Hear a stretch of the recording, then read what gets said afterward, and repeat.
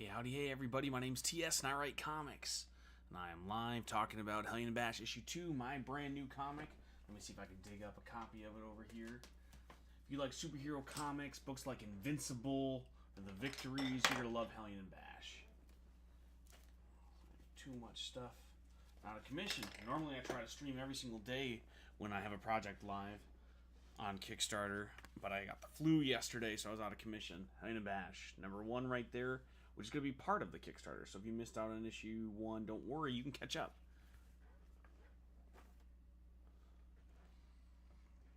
Hope everyone's doing okay today, and I hope all these different illnesses aren't getting you down.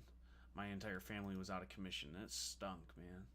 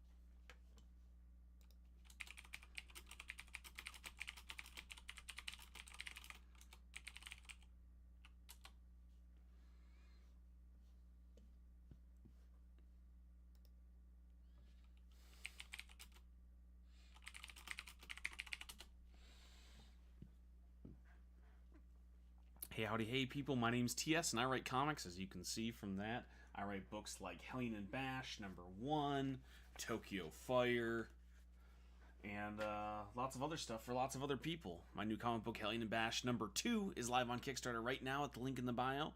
If you like superhero books like Invincible, you can go and check that out. Feel free to ask me questions about that. Ask me questions about writing comic books, publishing my own comic books, finding a publisher for comics. I've done all of that stuff, and I would love to help you out if you have any questions. I also do editing and consulting on comics and all sorts of other stuff. So if you have anything like that for me, please feel free to ask in the comments. I'm also live on YouTube if you want to check me out over there. How's it going today? Normally I go live every single day during the campaign, but my whole family got the flu yesterday, so I was out of commission, and I had to sit and twiddle my thumbs in between getting sick and refreshing the Kickstarter page, so I didn't get a chance to actually stream and talk to everybody, and I miss it. It was rough. I have stuff that I'm supposed to be advertising and talking to people about, and I just had to sit there being sick. I hated it. Hope everyone's doing okay today. I'm on the mend. My kids are feeling better. My wife's feeling better. So, doing my best to get back on the grindstone and email all the people that I did not email yesterday, and checking all of my text messages. So if you had messaged me the last 2 days and I didn't reply, I'm so sorry. I was dead to the world. Let's do a little Kickstarter check-in, though. Let me see if I can switch scenes here. Nope. Wrong one. There we go. That's better. Let's check it out. What are we sitting at? 30 backers already with 29 days to go. $994 out of a $3,000 goal. That means we're already a third of the way there. Here I am freaking out, and we're already at 30%. That is rad. Just a quick scroll through of everything we got going on. We got a little previously on section. Don't worry if you missed out on issue number 1. You can catch up. We got both of them available on the Kickstarter. So you can pick up issues 1 and 2. We've got a little preview for issue 2. Just a couple characters talking about Gargoyle. I love this whole bit. One of my favorite things about the earlier Batman stuff is all of the goons talking about whether or not he's real or not. Like, is he a vampire? Is he a monster? So I have this whole bit between 2 street level guys talking about whether or not the Gargoyle is a cryptid. And, like, can he come out during the day? Well, of course not, because gargoyles are stoned during the day. They go back and forth for a little while until the Gargoyle sidekick Hellion, the titular Hellion, shows up. And then we have all of our cool rewards tiers, but I just wanted to do a quick check-in to see how it was doing. Now that I'm alive again.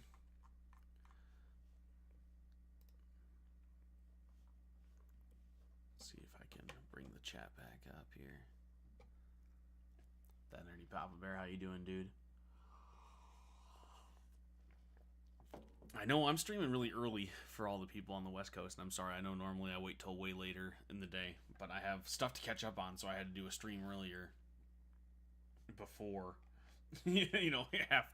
half of my audience is even awake, but I got stuff to do.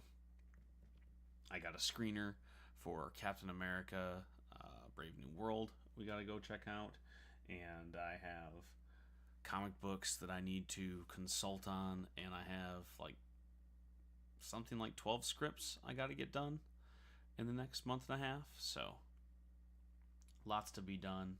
Hope everyone's doing okay. I have a few other Kickstarters I'm going to be plugging. I'm going to do an update tonight for all the other ones that are live of friends and mutuals of mine of books you need to be checking out, including Hellion and Bash number 2, obviously. And there's just not enough coffee in the world.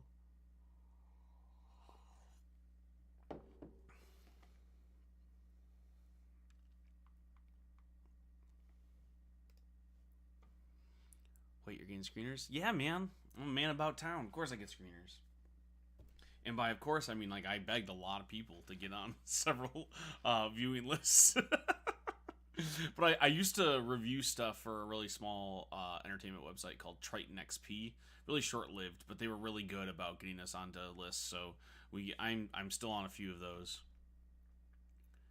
You just keep proving your indie comic royalty. No, these people have no idea who I am. I'm just a name on a list, and it's not impossible, especially if you've done coverage on anything before. You get on legacy lists and you just reach out saying that you're still doing stuff, and sometimes you don't even do that. Sometimes you're just on a list and they don't stop coming until you tell them to stop sending them. And I'm not on any of the important lists. I'm not in any of the buckets that get stuff early. Usually I don't see anything until it's already coming. And then sometimes what happens is I'll get a press pass for a free ticket to a matinee showing, basically. So it's hey, were you gonna check out this movie? No. Well, there's not gonna be anybody in this theater. You can go and see it and give us your notes, kind of thing. You don't have as many tiers this time on the Kickstarter. Well, I didn't do as many tiers because all the people that had backed at the D&D level, to play the TTRPG with me, basically all were too busy to do it over the holidays, so we still haven't even fulfilled that one. So I didn't want to offer that again because I wasn't sure if people would be able to get around to it. All of the stuff that was there before, minus the TTRPG game, is still available. It's just in the add-ons. I didn't do those same tiers because not as many people backed them, so I didn't want to bog down that front page. I just wanted to include everything that most of the people wanted. And then if you want that extra stuff, if you want a cameo, if you want to purchase an ad, if you want to be a producer, all of that stuff is still in the add-ons. It's all available still. Let me give you money easier. Listen, fill up on all the add-ons, man. You can back at the highest tier if you want, and you can fill up on add-ons. But the problem is when it comes to a returning audience, a lot of the people who backed issue 1 already have a lot of this stuff. They already have the script for issue 1. They already have a copy of Tokyo Fire. So they really just need that that issue 2 superfan bundle. They just need to get all of the issue 2 stuff because they already have all the issue 1 stuff. So I was just trying to streamline it a little bit. But if you want extra stuff, if you want all the tchotchkes and knickknacks, there's a million add-ons. Let me show that off a little bit. Let me move over here. All right, so let's go down to the rewards real quick. Bam! So you got your build your own tier. This is you pay $5 and you can just grab all of the add-ons you want. It's got the shipping included, so you can just build your own tier for all the random stuff that you want. $5 gets you the digital tier. $10 gets you the physical, which gets you a physical copy and a digital copy. The other $10 one we offer is just like a digital catch-up, so you get issue 1 and 2 digitally as soon as both are available. The $15 one, this is the most asked for one from the last time around, as people wanted a collector's edition. Like they wanted one to keep and one to read, so we did a little collector's combo, which comes with 2 physical copies and a digital backup. Then we have our digital library, which is a combination of everything that Professional Entropy owns and everything that I own. So Growing Up, Tokyo Fire, Hellion and Bash issues 1 and 2. And then for $20, you get the big issue 2 combo. This is what I was referencing. This gets you physical and digital of Hellion and Bash issue 2. It gets you the script, physical and digital, and it gets you our 2 new stickers. So everything Hellion and Bash issue 2 right there. And then you have the physical catch-up combo, issue 1 and 2, physical and digital. $30 gets you everything that we have from our library, physical and digitally. Growing Up is only a digital one because I never had that one printed. $40 gets you everything Hellion and Bash, so all the stuff we mentioned, physical, digital copies of the books, the scripts, stickers, and our 2 art prints that we offered with the first Kickstarter. So you get all that stuff. $50 gets you basically everything we have from the library, all of the issue 2 stuff, all of the issue 1 stuff, the art prints, the stickers, and your name on the thank you page. But if you want to mix and match and add the own stuff, right, we have all the stickers for $3. Any of our comics, digital or physical, are $5 each. Same thing with our scripts, $5 for those art prints. Your name on the thank you page is $7. $30 gets you a producer tag. That is your name in the credits right next to mine on that very first page. And then if you want to purchase an ad or a cameo, you want either your book or your product advertised in the book, or you want to put your character or yourself in the book, you can right there. Feel free to add as many. I think the only one that's limited is the cameo tier, because we had so many cameos in the last issue. It's taking longer to get the book finished, so we had to limit those just a little bit. And then for the ad, we're only offering, I think, 2 or 3 spots, so there are some limits on that. And also those ones are not going to be available for late pledges, so if you're late to the party, you can't get those, mostly because I can sell you copies of the book up until the day that we ship everything, even after, and I can just ship it out late. But the cameos and the ads and stuff need to be in the book and need to be there when I send them to the printer, so I can't do late on that one. But yeah, so feel free to add all of that stuff, man. I gotta switch over scenes. There we go. What do we got there? I ain't scrolling through add-ons. Who's got time for that? Extra copies go in the lending library. Hell yeah. Antillo, how's it going, dude? TikTok censored my comment. That's not true. I have the weird binding Amazon printed copy. Okay, so I never had it printed. There is a dropship version of Growing Up. I think I have it. Hold on one second. Let me dig through this pile here. Yeah, ha. Yes, there is this version of Growing Up that is physical. I didn't have this printed. When I sent it to Comixology back in the day when that was a thing, they also offered to turn it into a printable copy, but they only offered that for the books. So if you did some finagling, you could make your comic book into a printable copy, but it was bound like a book. So all of the page flips are bad. There's nothing on the inside cover. They put the credits on page 1, so all of the page flips are off, basically. So normally credits would be right here, page 1 would be right here, but it ruined all of the page flips, so there's that. And also you can see all this white space in there, like it's huge. The margins are gigantic. But I guess so there is that. If you want to go find that, that's there. I don't have copies of this other than this one. I think maybe there's one more floating around my town that I put in one of those lending libraries, but So I don't have copies of that. So I don't offer them because I don't have them readily available. And I've never had people ask for lots of copies of Growing Up. I don't have a lot of fans of that one. It's a little bit earlier in my career, both writing and artists I got to work with. Monica Aldrin is the artist on it. She does an amazing job, but it was her literal first professional project. She had only ever done storyboards before that. So there wasn't a big push for me to get it printed in a large quantity and sell it. But if there's fervor for it, I mean, I can always, run a small batch or something. But no one's ever asked for it. Rod, you might be the only person in the whole world who has purchased a physical copy of it. But I appreciate you for doing so. You know what? That's not true. I think our buddy Russ also printed a physical copy of it because he's great.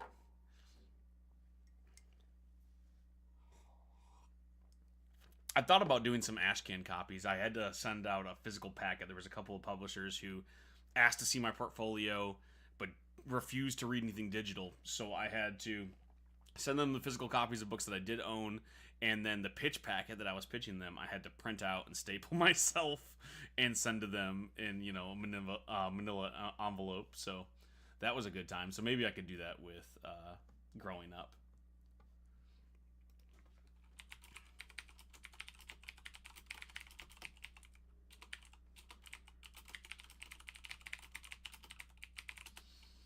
I've been sending so many emails to people just explaining that I was out sick yesterday, and I'm telling people I'm like a Saiyan. I'm stronger than before.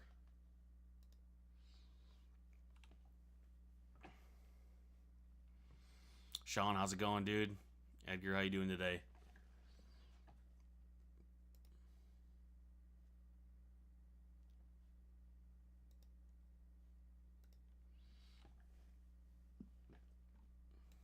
And I'm so sorry if I owe anybody an email. I know I've had a couple people pop in being like, I see that you're live. Did you see the thing that I sent you? Yes, I did, and I will be replying today. But I'm playing catch up, so I apologize.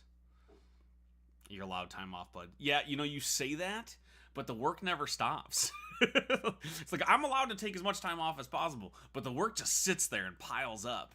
And I gotta then play catch up with it.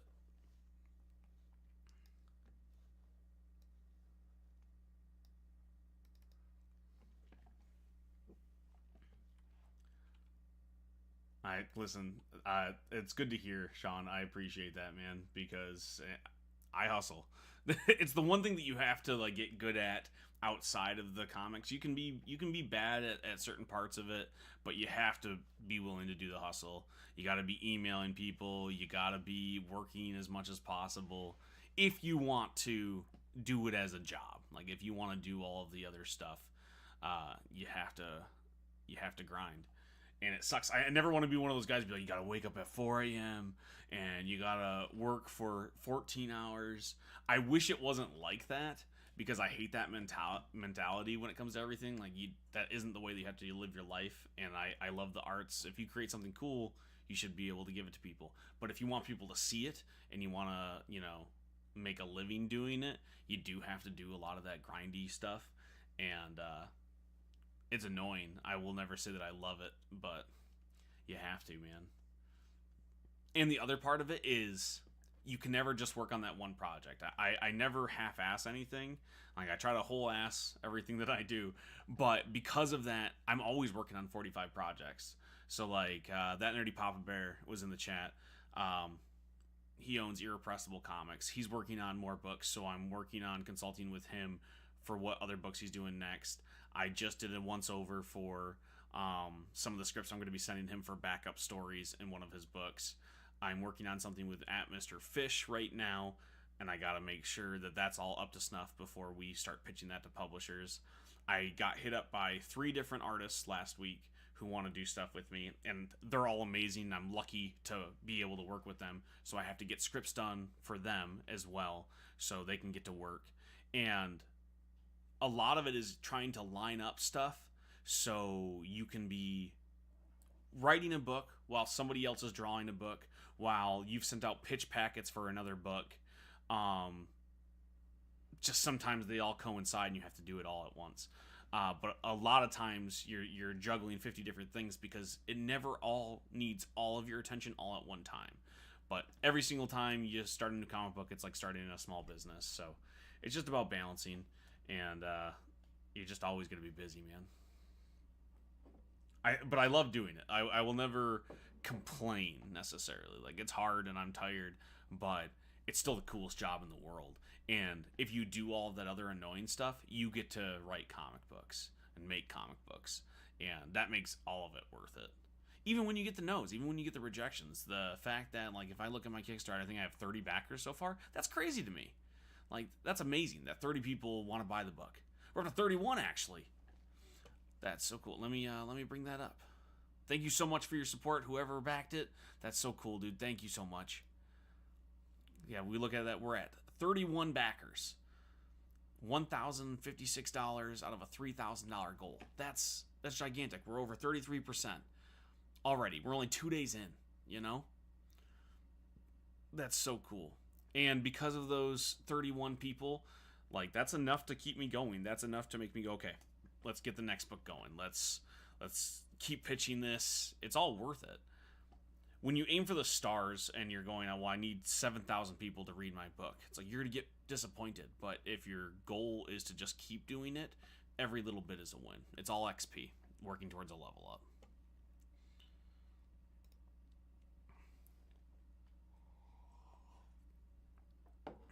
Well, I hope everybody else is doing okay today.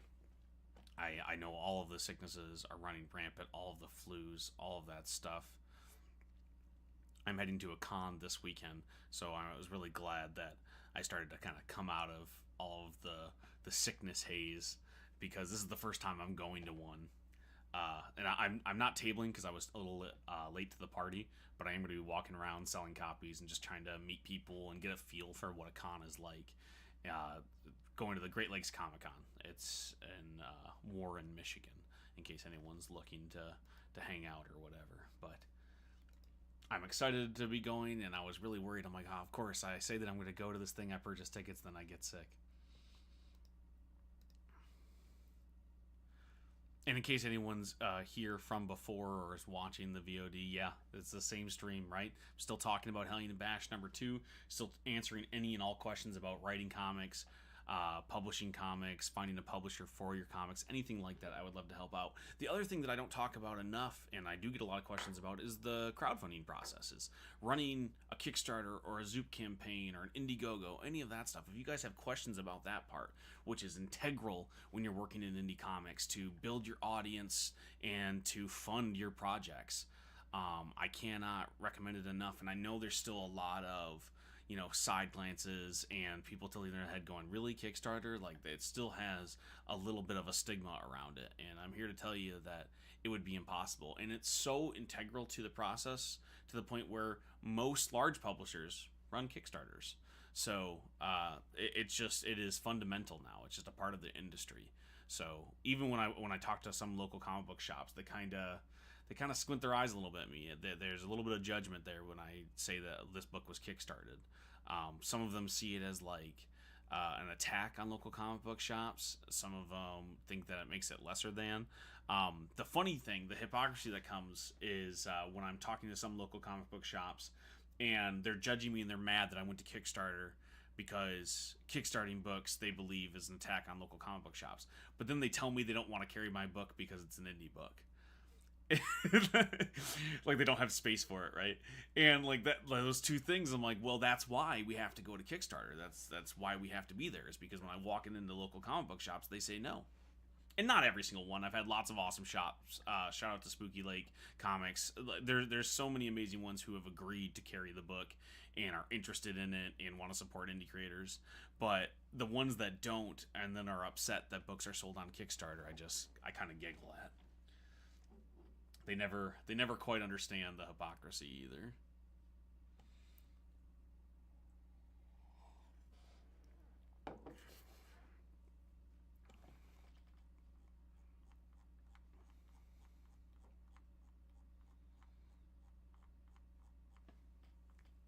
And I'm wondering if I can show off some cool stuff that's not quite out yet. I wonder if I can get permission from the publisher and show you guys some more preview stuff.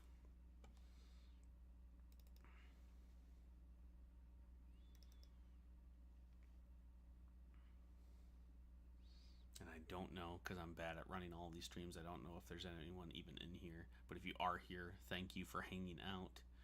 I appreciate you. If you want to check out Hellion and Bash issue number 2, the link is in the bio. Let's see if I can find something.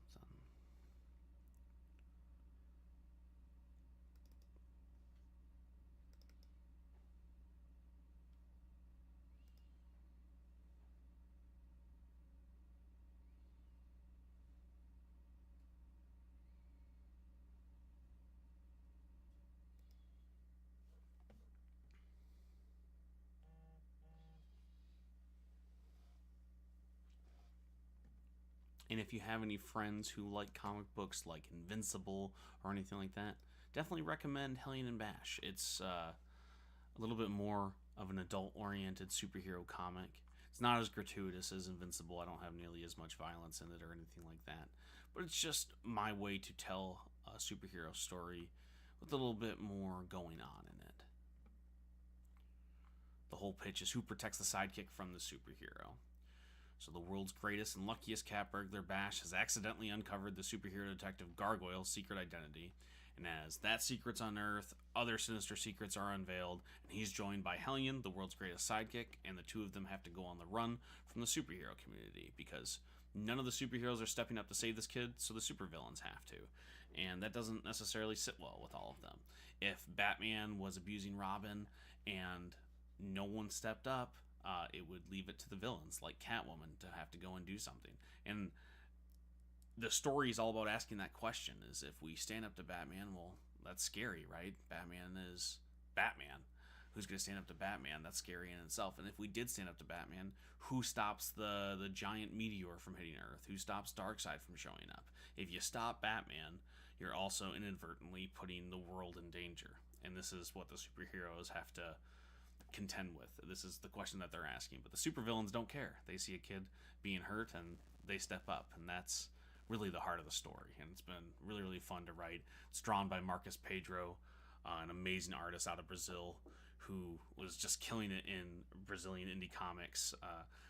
Portuguese language comics are like huge on an app called Funktune. It's kind of like Webtoon or Tapas. And he'd been trying to get into more American comics, so he took a chance on working with me, and it's been an absolute blast. He's such a cool dude.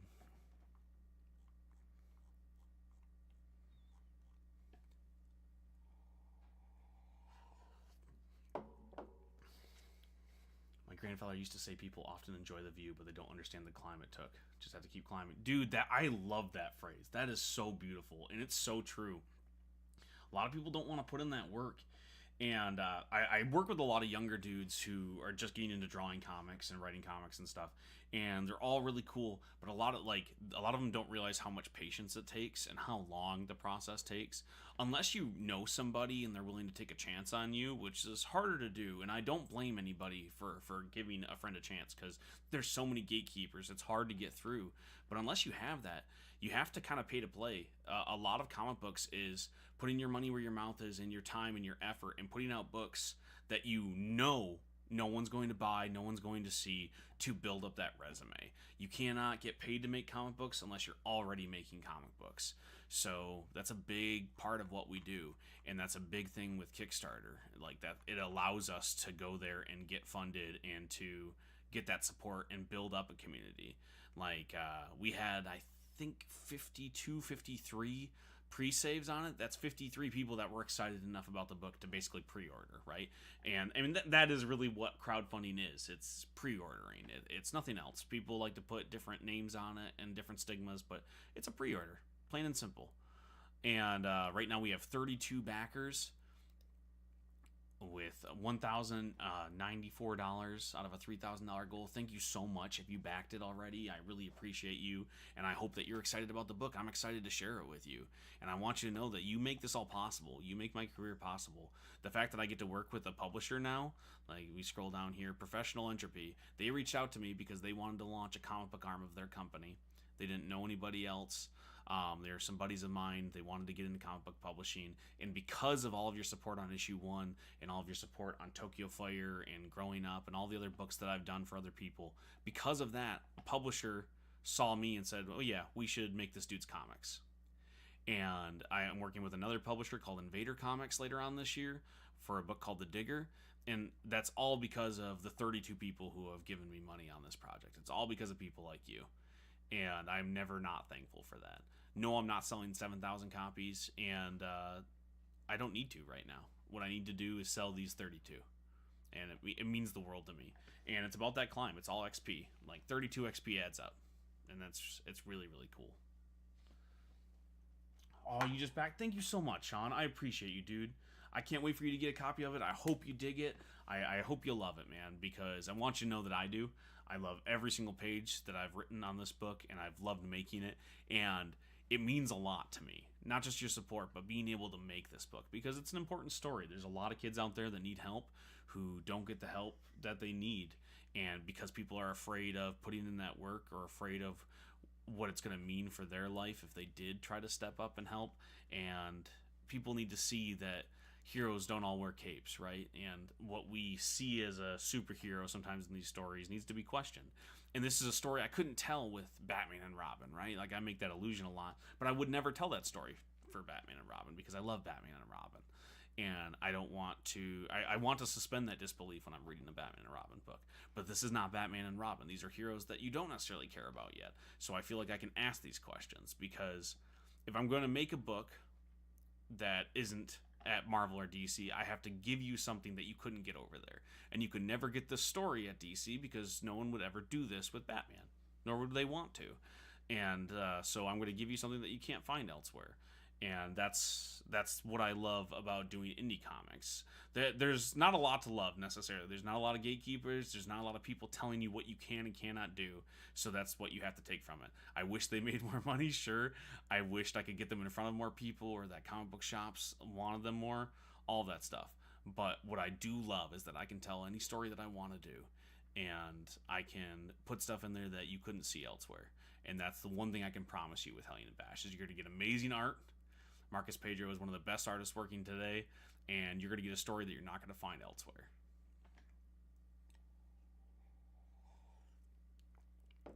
And again, we're only 29 days in, and the fact that we're a third already is amazing. I appreciate all of you. And please feel free to tell other people about it. If you like this, if you're excited about it, Sean, anybody else watching, go ahead and tell a friend. Tell that weird dude who lives next door. Tell that guy at the comic book shop. Let him know about Hellion and Bash. Jared, how you doing today?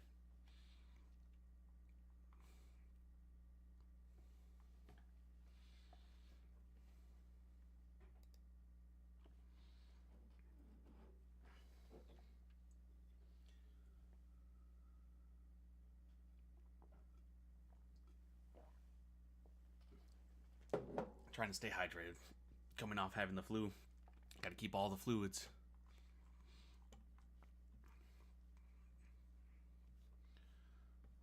Let's see.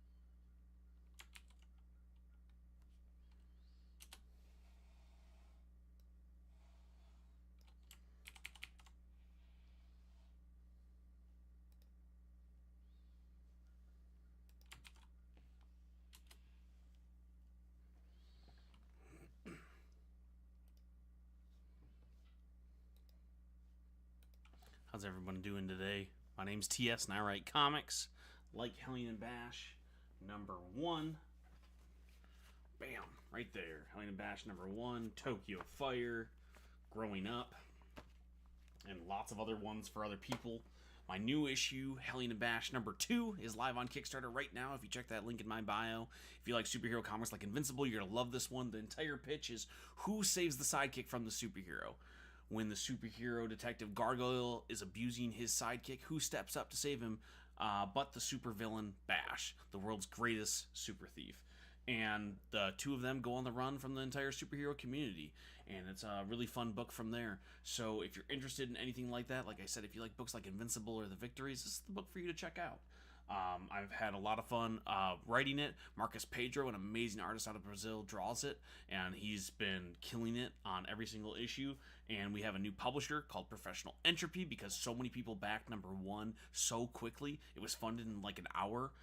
We got the attention of a new publisher, and now it's an ongoing series. And so if you're interested in anything like that, please go and check it out. Tell a friend, tell a neighbor, tell that weird dude at your comic book shop. They're going to love to see it. Agni Prime, how you doing today? Jordan, how you doing?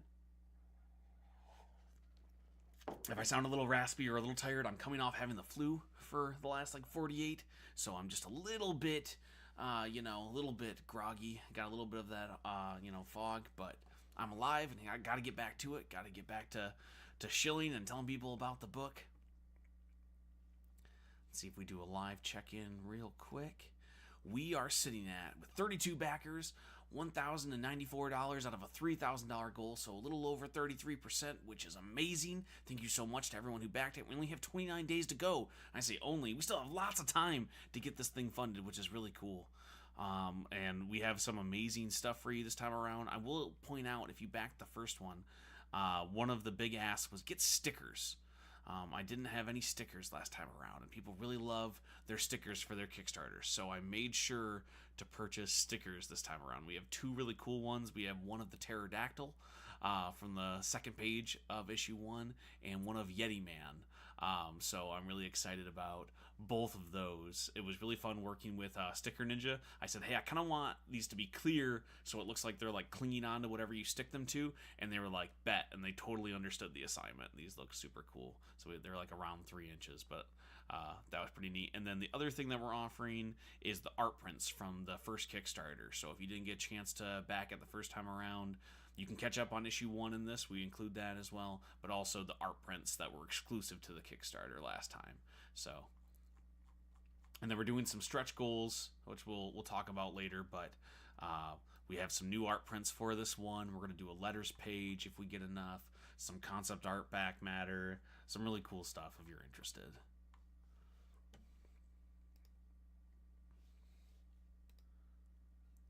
Always on that grind. It's true, man. I always got to be working at it. I'm always working on stuff. I'm going to a Comic-Con this weekend.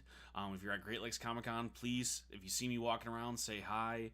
My boy Sean Peacock of Danger Boy, which launched today, you should go check out. It launched yesterday.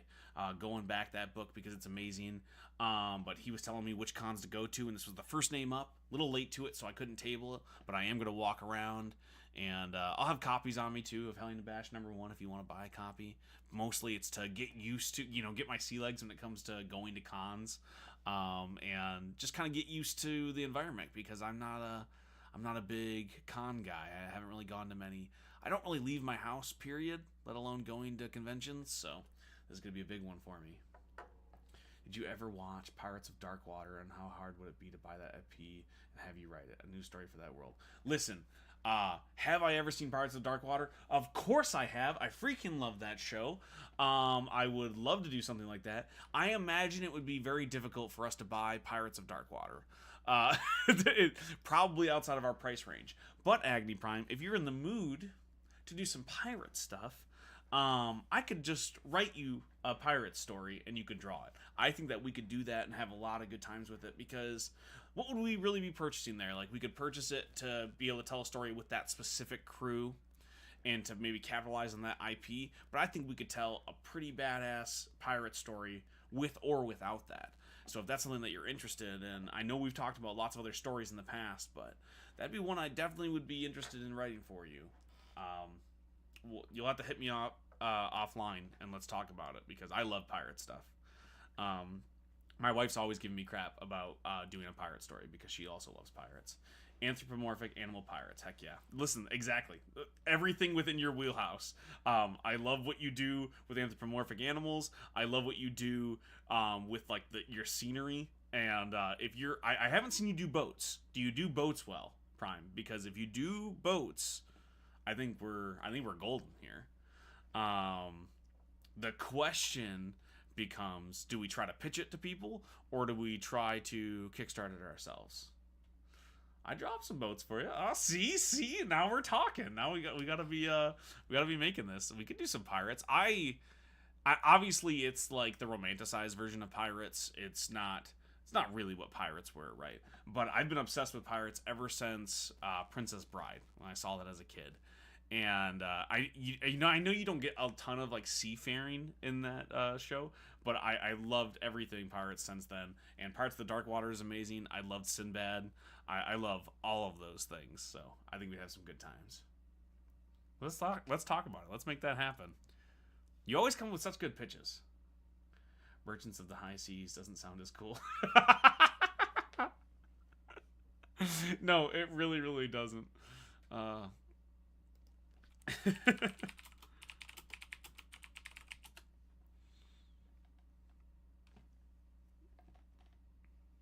What were they called when they weren't merchants? When they were like legally doing pirateering? Privateers. That's what it was. Yeah, they're privateering. We could also doesn't have as good of a ring to it.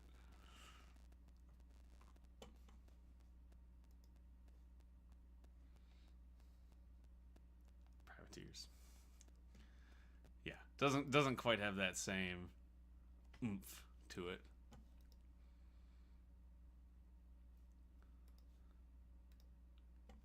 And I have other stuff. We need to go back to it. I know like the holidays kind of got in the way, but I have two other scripts for you that I wrote, Agni. I have Surrogate Space Moms, which was finished, and I love that script that I want to work with you on.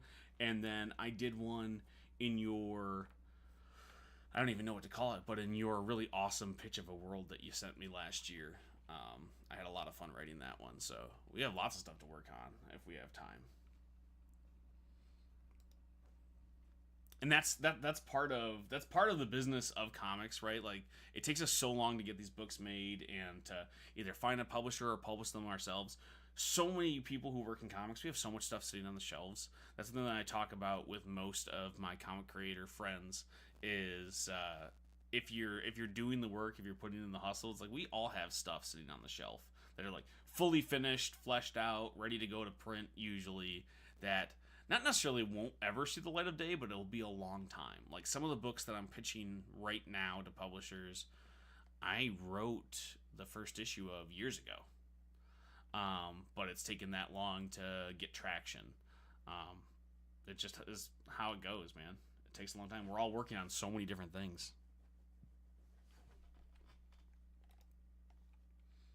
And like you're never done when you finish the book, right? Like cuz if it does go to print, if you do find a publisher like we did with Hellion and Bash, um you got to make the next one, sure. But then you got to advertise it. You got to market it. You got to be talking about it. You got to be doing all of that stuff for it for its lifetime, for the longevity, for the entire run of it. So right now, as I'm writing stuff and trying to pitch more stuff to other publishers, I still have to be talking about Hellion and Bash number 2. Mostly trying not to be houseless. Bills takes all of my time. Exactly, man. And that is a big part of it. And that's why sometimes I feel bad for like me and you talked about doing Surrogate Space Moms now like 2 years ago. We were talking about it. And it's taken me this long to be able to like finish the project. I finished it over the holidays. And it's taken that long for me to have the time because like you said, we got to pay our bills. We got to work on the current things that we're working on. You also have to be a social media influencer and a networker and all of the other things, an advertiser. You got to wear 45 different hats, including survival, trying to keep everybody alive. And that's my entire family was sick over the last 2 days, so much of what I was doing was just like trying to survive and make sure they're all okay. And that set me back like a month's worth of work with just missing one day. And it's just how it goes. But when you love comic books, when you love what you do, when you love making artwork, you still have to. You have to do all that other stuff because it makes the creation part possible. So like you got to pay the bills first because that makes everything else possible. And those surprises never come when we're ahead. No, they sure never do. It's never a moment where I'm like, it's fine because I'm 3 weeks ahead of schedule. No, because I might be 3 weeks ahead of schedule on some things. Like Hellion and Bash issue number 2, script is completely done. It's almost done being drawn. Pages are off being lettered right now. But issue 3 is done, but they need issue 4 soon. We're trying to advertise issue 2 and solicit it and get it into people's hands and stuff. And I have another series for the same publisher they want. They want Tokyo Fire number 2 and number 3 ready to go, so we're working on that.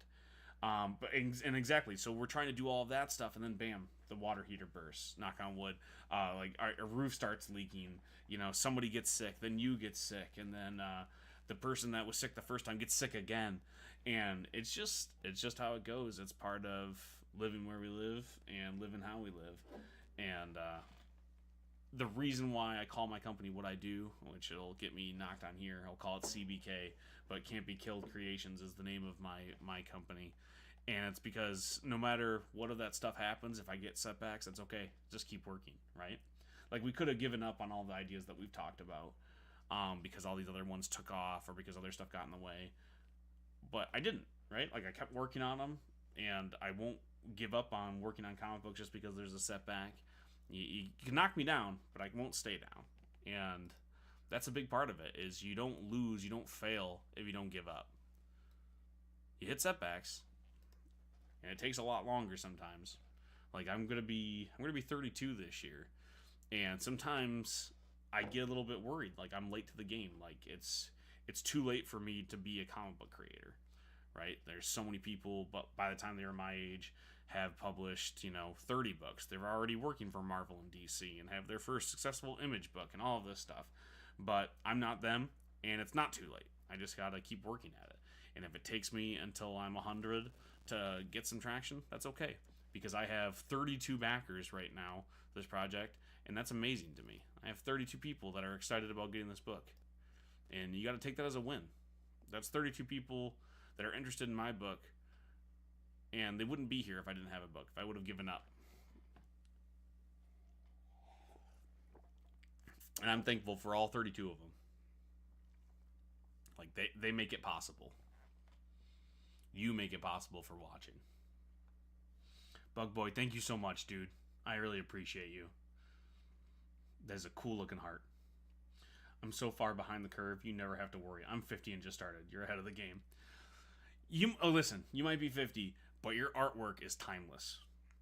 It is so gorgeous. And that's why I say yes every time you pitch me a dang project. We have 40 that we haven't completed yet, and every time you pitch me, I'm like, yes, I have to make that with you, because your artwork is amazing, man.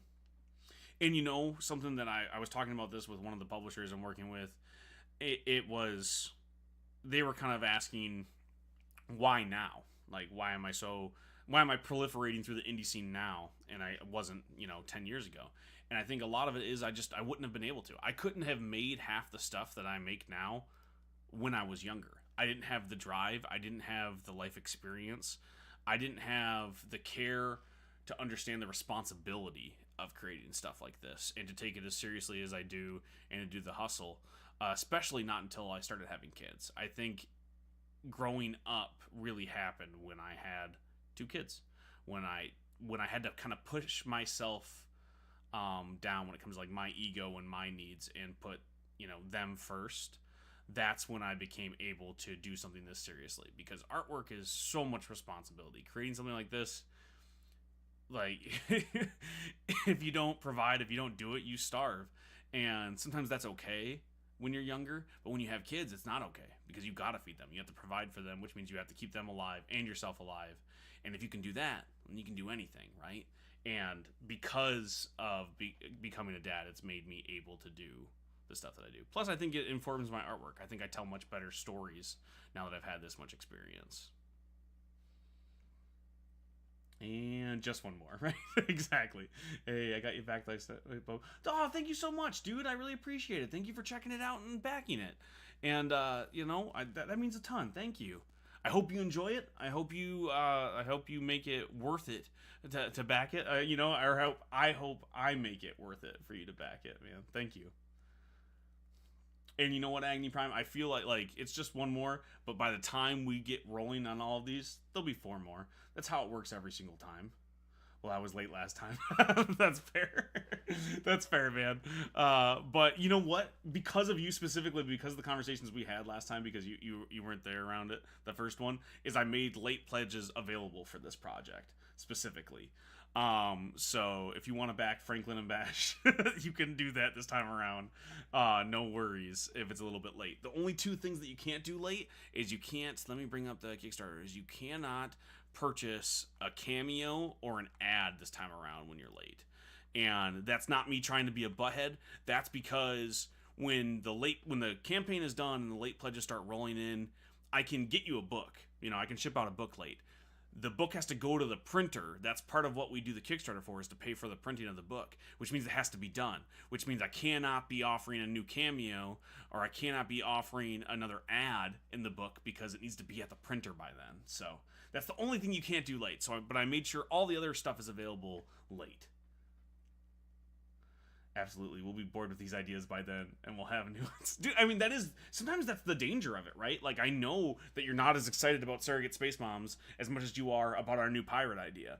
Hopefully, when I give you the script, that reminds you of how awesome an idea it was and how much you loved coming up with it, and you go, okay, yes, I'm back in to do this, What a legend. No, you're the legend, dude. Thank you so much for your support and for checking it out and for inspiring me. It's people like you that give me the ideas for stuff like that. And there's another one. This was inspired specifically. I had several people reach out and they really wanted to buy 2 copies, but I didn't offer like a bundle for that. And I was like, why do you want 2? And they were like, well, every book that I read, indie or otherwise, I buy 2. I buy 1 to keep and 1 to read.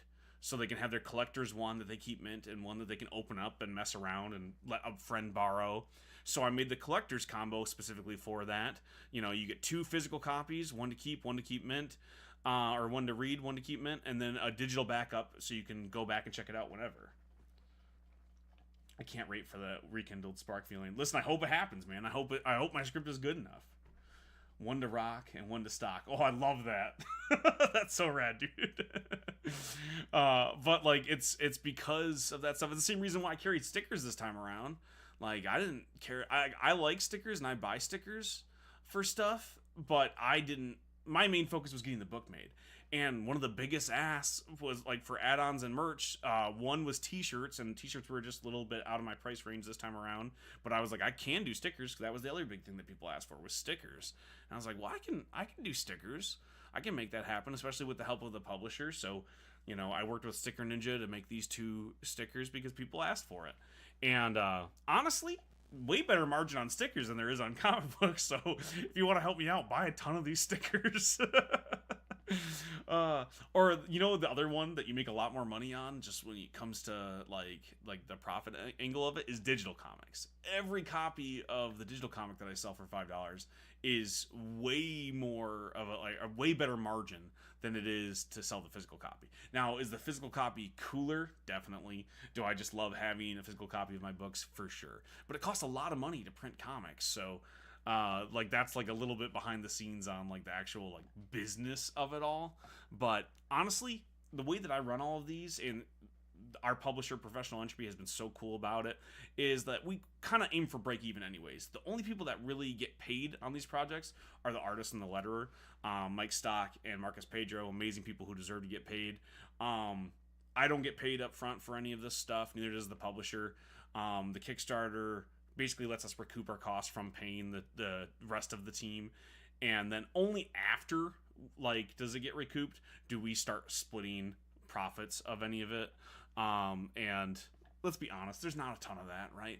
But what we're trying to do is Professional entropy is trying to help people make comic books. That's their entire goal. Their literal motto is why make money when you can make comic books. So they wanted to help me make more comic books, and they wanted to start publishing comics. So we're not in it for the profit there. And me, I'm building my resume so I can keep working with more publishers and just make the books, right? I'm lucky enough to survive on doing a lot of my other side gigs. I do a lot of editing and consulting on comic books. I'm able to at least pay enough of my bills to put out these comic books and not have to charge $10, $20 for an indie comic book. I charge $5 for them. If you were to just go buy any of our books, they're all $5. That's what we offer them for, and it's because I'm just trying to break even so I can make more books. So I try not to price gouge or anything like that, and I'm in a position that I can do that. Not everybody else is, and I understand that, so no hate towards any indie comic book that has to sell for $10. Sometimes you have to. I got the chance to work with a publisher who has helped me, supplement that, so I can pay for the printing, and that allows me to sell them for a more, normalized price. Like, you go pick up a Marvel book, it's not $10, it's $5. Oh wait, do you offer the one black and white monochromatic and one full version? No, I don't offer the black and white. Is that something people want? Should I offer a black and white version? I used to love the old black and white TMNT books just to color one myself in the way back days. That's really cool. I never thought of doing that. If people are interested in that, I could offer a black and white version. We keep all of the inks. So Marcus does an entire ink pass of the book first. He does inks, and then I don't keep any of the original artwork. He keeps the original artwork so he can sell it at like conventions and stuff like that. That's part of the contract that I have with him, is he gets to keep all of that stuff because he created it, and I want him to have that. I don't own any of the pages for that, but we do have them, and we could do a black and white version. It would cost more to print, obviously, so it would have to be maybe like a stretch goal kind of thing. Just because I don't know how popular it would be. But if that's something that people want, I never really even considered doing just the black and white version. I could definitely do just a black and white PDF pretty easily. But I'll look into that, Agni Prime. If that's something that people want, I could definitely try to make that happen. Now, coloring wise, it would matter about the cardstock, right? Like the paper stock that we printed on. Because right now we print Hellion and Bash on pretty glossy paper. So you might have a hard time coloring on it. But if we did the PDF version, you could print out or color it digitally, no problem. But yeah, like this would be difficult to color on, I think. Just like because of the glossy stock. Which I do. I like it. Very, very high quality paper, doesn't tear easily, holds the color well. We have a lot of blacks on issue 1, and it holds that color really well. But it'd be something to consider. I'd run another Kickstarter, but unfortunately I don't have anything to show. Yeah, no, like, you don't need to, man. And you don't ever have to feel like you have to do it by comparison. Like, you do one when you're ready. You don't have to run one right now. What you gotta do is keep building up that portfolio, dude. When you have a book, that's when it's time. You don't have to compare yourself to what other people are doing. It's time to run a Kickstarter when you have a book to sell. Don't know who you print through nowadays, but CWS and Kablam have a great matte option for coloring. I print through Color Vision because I print a lot, like, higher quantity with the publisher involved, because we're selling to more shops and stuff and have some distribution.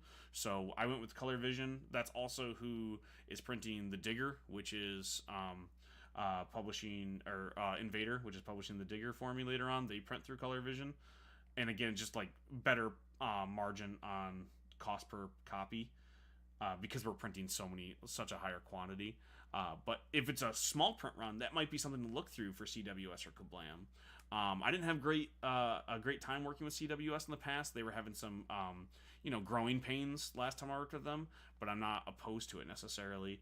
But a matte option would have to be, right? If you're talking about doing your own coloring. Or offer it digitally and the buyer can print their own pages. Right, exactly. That was my other thought.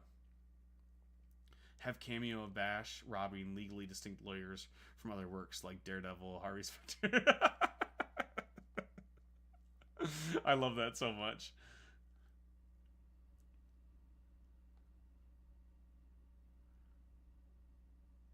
That is such a good bit. Story collector. I love that. I mean, I mess around with some of the legally distinct stuff for some of these characters. Not gonna lie, because that's part of it, right? A lot of these characters have analogs in other worlds just to shortcut you into this new world, right? Professional Entropy, the publisher, is in the YouTube chat saying, "We heard you were talking smack." I've been taking karate behind the Walmart, okay? But like, again, I love doing like some of the legally distinct stuff and pushing the envelope because I don't work for Marvel or DC. I want to give you some of the stuff that you can't get elsewhere.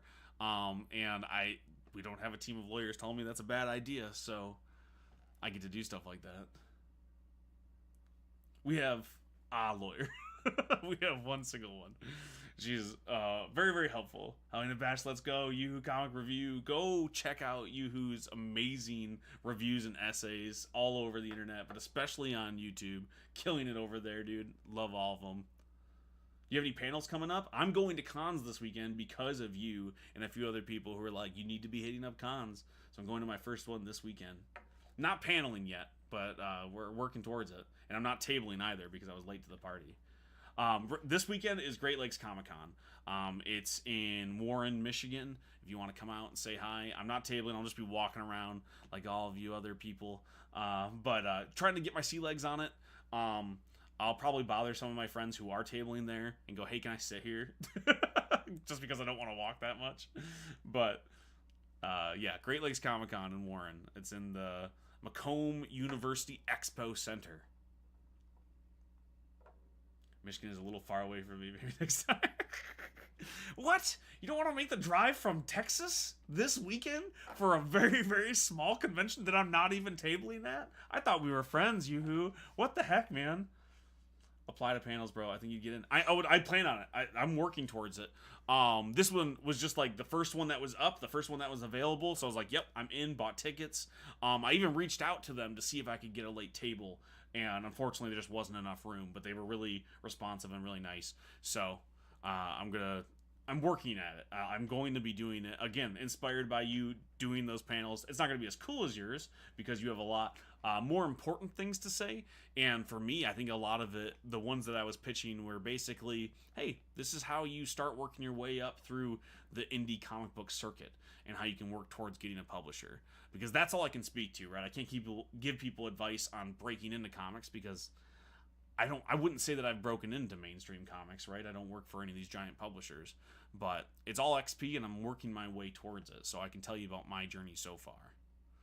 Professional Entropy in the YouTube chat says, behind the Walmart, that's where we found you the first time. That's true. That's true. I still hang out there. I haven't grown very much bigger since. Yeah, tables seem expensive. My girlfriend was trying to sell stuff in the Artist Alley, and man, yeah, this one wasn't too bad. I believe their prices were like $200 for a table, which is a lot. I won't pretend like that's not a lot of money, but by comparison, like Motor City Comic Con was like the big one in Detroit. That's about $400 per table. But if you compare that to San Diego, you know, like I got friends that are tabling there. That's $5,000, right? So 200, 5,000, it's like that's not so bad. And a lot of these smaller venues are really cool. They're like, listen, you can table for free if you come and help set up, if you host a panel for us, all these little things, or at least get like some price knocked down, which is really, really cool. And so that's what I'm trying to do. I'm also hitting some library events and the local farmers market, you know, just trying to learn that part of the business, basically, because I'm not as familiar with going to cons because I'm an introverted comic book writer. I don't leave. I hang out with my wife and my kids, and I write comic books in my room.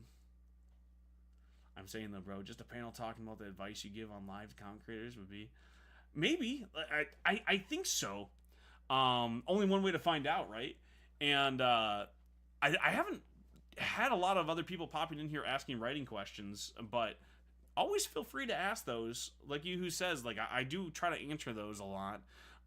Writing tips, creator tips, anything like that. I don't mind answering. I enjoy giving back in that conversation. I think some of the issue with some of it is you only tune in once. You get the answer that you need, and then you don't come back. You go and write the thing, which is really cool. It doesn't do well for like my influencing, you know? it amazes me how expensive these cons are. Almost feels like gatekeeping and exploitation. Well, Agony Prime, we can talk about real estate and renting and how that is inherently theft. But when it comes to like the capitalism that we exist in, we have to exist in it. And the reality is somebody putting on that con needs to pay for it, right? So they have to charge a certain amount of money, and it's expensive to run them. And then usually what happens is somebody doesn't just have to be able to afford to put it on. Somebody has to make money, right? It has to be worth it for the stakeholders. And so they have to make it expensive to, in their minds, make it worth it.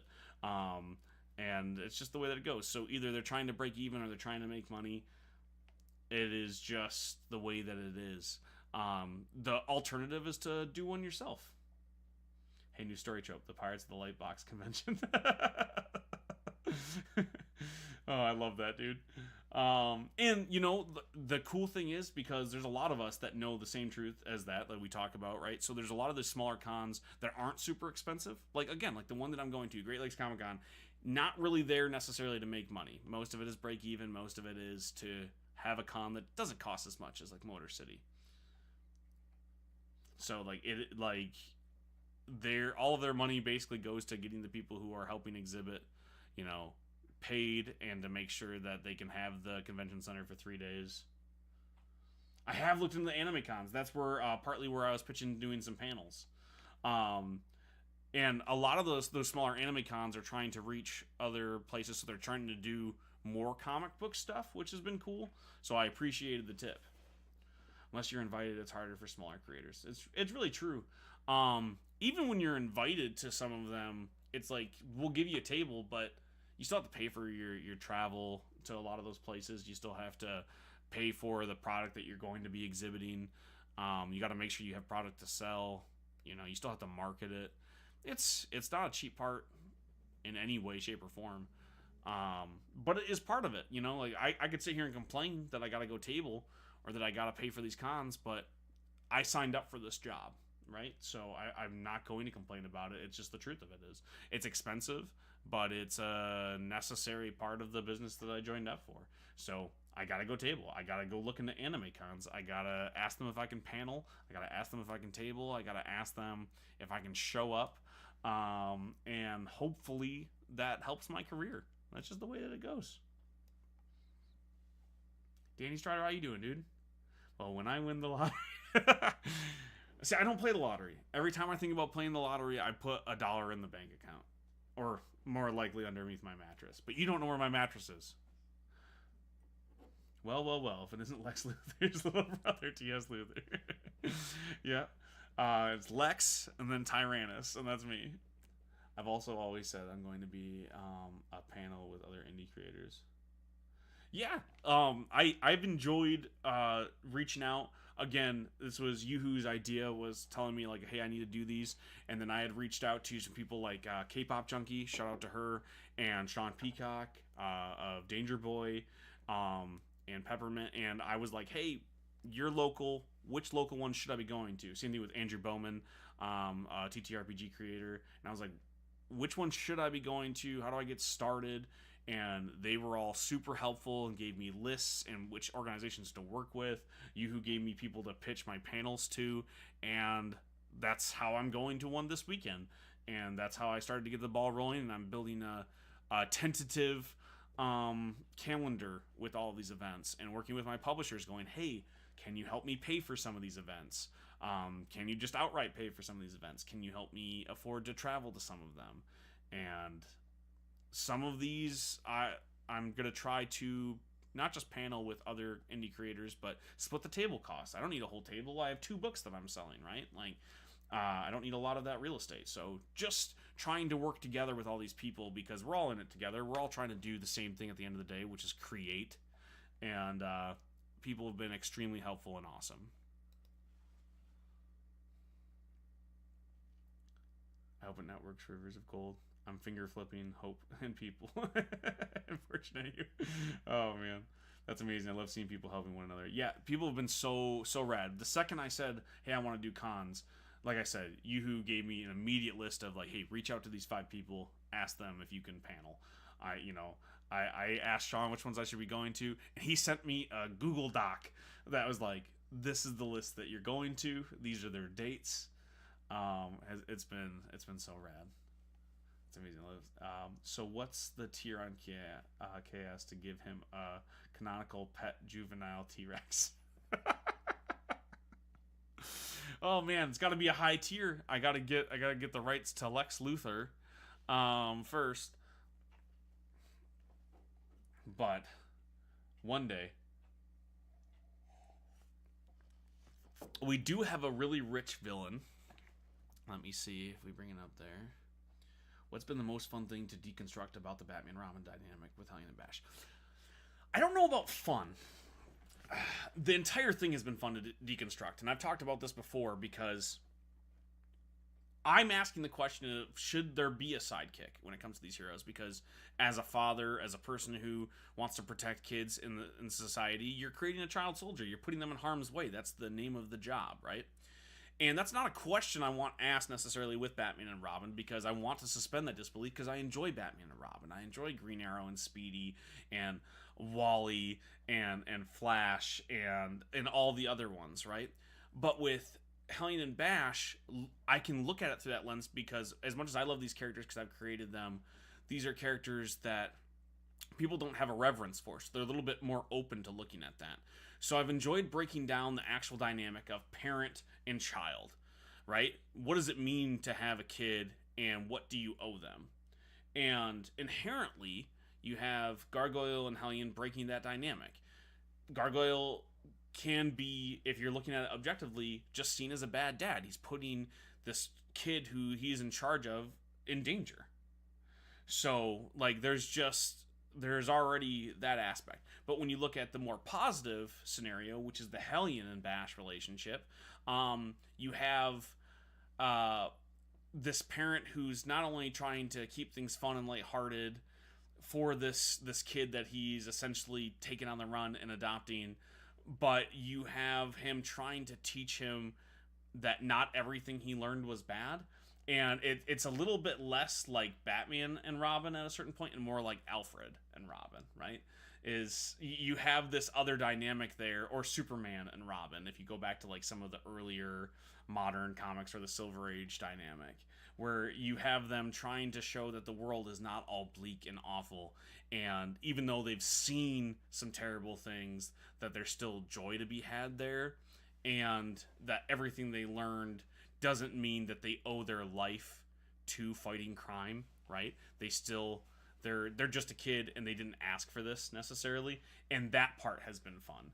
That part has been really aspirational as a father, to be like, listen, I'm going to give you the tools to survive, and I want you to make the world better, but I also want you to live your life and enjoy it, and that part has been really enjoyable to write. But breaking down, like, hey, this is what a parent should be, and you're inherently not doing a good job at that if you're saying, hey kid, go fight crime. No, I meant Bash, since he fights a pterodactyl character. We should give Pterodactyl a canonical T-Rex sidekick, just like a little one, so it becomes Pterodactyl and T-Rex. The Hit Girl dynamic works right. Very, very, very similar to Hit Girl. Like, I definitely took some inspiration there. I definitely see a lot of those parallels, because that's a big question in those books, or at least, like, it happens a little bit more in the movies, but still, like, you ask that question, it's like, hey, should we be doing this if I'm supposed to be your guardian? The way I see it is, they are so determined and rage-filled, the best move is to help guide them. They end up hurt or dead without the guidance of the bat. And that is a lot. Like, again, the suspension of disbelief, like, where you look at, like, Jason Todd, right? Like, the whole thing is, Jason would have ended up like the Joker if he had not been taken in by Bruce Wayne, right? That's the argument that's often made. And that definitely works in that world. But if you were to look at it in our world, it's like, you're saying that it's only A or B, and there's no in-between, right? And that's the question that I can do in my world, because it's not Batman and Robin, is you can start to look at it in a little bit more grays. We're like, yeah, no, save this kid who was living on the street. Does he have to be a child soldier? Not necessarily. You know? And again, that's not a question I would ask with Batman and Robin, because I love Batman and Robin. But with Gargoyle and Hellion, for sure we can ask that question. Hit Girl is just Robin. Robin is Jason's sidekick from the Odyssey. Right, exactly.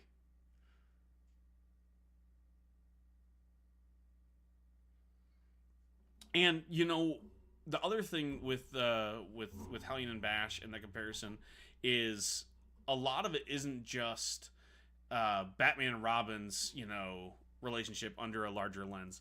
There's also the question that does get asked a lot in DC Comics, but it's always written off as Batman is right, which is everyone going, should he have a kid sidekick? That doesn't seem like a good idea. And then we're all proven wrong because, well, obviously Robin saves the world and he's doing that, and Batman's taking care of this kid, so it's all worth it. It all nets out positive. But in our world, people are asking that question, and we look at it under a little bit more of a lens going, not only are they asking that question, but if you're asking that question, shouldn't you be doing something about it? If you think that this is hinky, how come you're not doing a better job looking at it under that lens? Like, if you're willing to say, hey, that's a bad idea, step up and do something. Aren't you supposed to be a superhero? And that's a bigger part of what I ask, is if you think that it's wrong, why are you just sitting there and watching it happen? Hey, dude. You're looking a bit better. Thank you, Benny. I only feel a little bit better, but I realized I was sick the other night when I was streaming, and I had to get offline because I started to get dizzy, and that was what I kind of cut it short randomly. It's because I got offline and then got sick right after. I was feeling pretty rough. The hypocrisy of Batman is no different than of a rancher taking the kid out to break horses. Right. Exactly. And again, I enjoy that hypocrisy in Batman and Robin because I enjoy that dynamic. I think it's wonderful, but it takes a suspension of disbelief that you don't have to have here. But it's interesting to see how in the movies his worldview is something that hurts more than helps. And I think that's a great point, and I think it's the same type of lens that we're bringing here. It's because in the movies, they're always inherently just slightly more realistic because you're dealing with live action people versus cartoons, right? It's not drawn. So we already put more parallels to the realistic world. We're already looking at it as making him a little bit more realistic, which makes them ask that question and go, hey, wouldn't this harm the people around you? And I think those movies do a really good job of it. Specifically, I think The Dark Knight and the new Pattinson one does that really well. And I think that's a lot of what you do in the indie comic sphere is you can ask those questions because you don't have to have a status quo that lasts 100 years. I'm working on a video right now about Batman's hypermasculinity issues. It's about the movies, but still, totally. And that definitely comes up here a little bit too. I don't hit that as much in this first arc, but it's definitely a part of it. It's definitely in the background because the idea behind Batman being hypermasculine kind of goes out the window when you realize how sensitive Batman really is and how he's devoted his entire life to being sad, right? He is the poster of a sad goth boy, right? But there are people who are like, no, Batman is manly, and it doesn't always reconcile, and you can really see it depending on who's writing Batman, right? Some people write Batman as no, I am this, and I am nothing else, and I'm not sad, you're sad, and I'm going to punch you if you say that I'm sad because I'm a man. And then some people write him as I'm going to go cry right now. Mr. Fish got you sick, sent you a virus through the PDF. Yes, he did, and honestly, Dandy, I had it coming. It's karma, because I was really dogging on him about being sick and asking him if he was going to leave me anything when he dies. And I was definitely picking on him. So it was all karma. I think people also forget that both Affleck and Pattinson's Batman are on track of growth. Right, and that was something, I don't necessarily love the Snyder movies, but I didn't hate his take on Batman necessarily. It just kind of sucked that we were seeing him at the end of that journey and on his road to redemption. I liked the fallen Batman idea. That's a story that I'm open to seeing, and I like the way that Affleck did it. And I love Affleck as an actor and as a storyteller, and I thought that he did a really good job of showing that he was broken and he was working his way back and he was inspired by Superman. I don't think that the story was necessarily well told necessarily in there, but I love that idea, and I think Affleck was a good actor to portray that. He is Nirvana. I think the problem with Batman is the writers. It's always the writers. Well, art is subjective, and I say this all the time. I don't think there is a problem with Batman as much as lots of problems with Batman. There's also great things about Batman, and it's all the writers either way, right? Everyone's least favorite story is somebody else's favorite story, and I don't think that there is an objective thing to be said about storytelling. That's just not how art works. So I could say, well, this Batman is the best Batman, but it's not. That's my opinion still. And always remember that the writers decide what the story is, but the editors tell them what to decide. So, so be careful where you're pointing the fingers, because you don't know who's behind the curtain. And we can go on for years about antagonists. Oh yeah. If you could write a big DC / one big Marvel character, who would it be, and what is the story you tell? Oof. Oh, that's such a hard question, Yoo-hoo, because I want to write all of them. I love DC and I love Marvel, and I'm not one of those indie guys who are like, nah, I just want to write my own stories. I totally want to write theirs. If I could pick just one, I would aim high, and I would say I would love to tell a Spider-Man story, and I would love for it to be a story about a married, middle-aged Spider-Man. I loved him with Mary Jane. I love him having kids, and I would love to tell a story about him being poor and on the outs and trying to be a teacher, because I love the stories with him being a teacher. I would love to see him being a teacher and not being able to afford to live in New York on a teacher's salary, while also still trying to be a superhero while he's mentoring the next Spider-Man. And I would love to see him having to waffle between those two things and being a dad, and with the classic Parker luck, just a million things being thrown his way. That's the story that I want to tell. But I don't know if I'll ever get to do that, so I have lots of other very smaller pitches if I ever got the chance to tell a story at Marvel. So it'd be, I have a great story for Gold Balls, I have a great story for Hank, the Agent of Hydra, and a couple other smaller people like that. And then at DC, same thing, I would love to tell a story about Batman, but it wouldn't be about Bruce Wayne, it'd be about Dick Grayson and Tim Drake. That's the Batman and Robin duo I would want to tell a story as. And again, I don't know if I'd ever get the chance to, so I have a great dog welder pitch. DC, if you're listening, please let me write dog welder. I know you'd never give me the keys to Batman, but man, I will blow your socks off with a great dog welder.